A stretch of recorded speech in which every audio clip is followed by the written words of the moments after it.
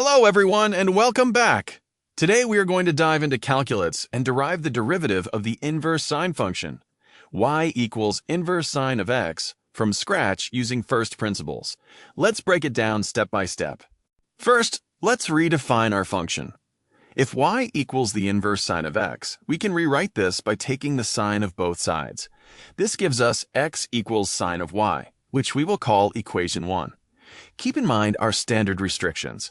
Y is bounded between minus pi over 2 and pi over 2, and x stays between minus 1 and 1. Now let's introduce a small change, or increment, to our variables.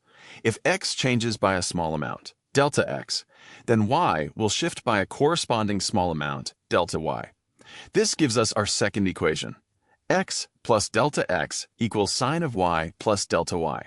Next, let's find the difference by subtracting equation 1 from equation 2. This leaves us with delta x equals sine of y plus delta y minus sine of y. To simplify this difference of signs, we use the standard trigonometric sum to product identity.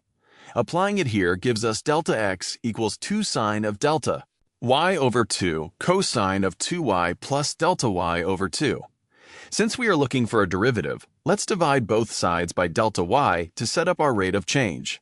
Now, we take the limit as delta y approaches 0. The left side simply becomes the derivative d over dy of x. To solve the right side, we manipulate the fraction to match our standard limit theorem, where the limit of sine of x over x as x goes to 0 is equal to 1. Evaluating both limits, the sine term becomes 1, and the cosine term simplifies directly to cosine of y. The constants cancel out, leaving us with d over dy of x equals cosine of y.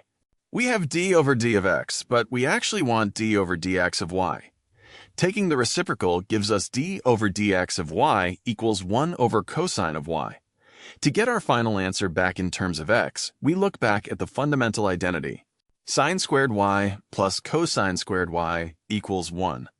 Meaning cosine of y equals the square root of 1 minus sine squared y.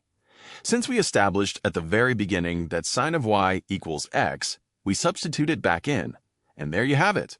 The derivative of inverse sine of x with respect to x is exactly 1 over the square root of 1 minus x squared. Thanks for watching.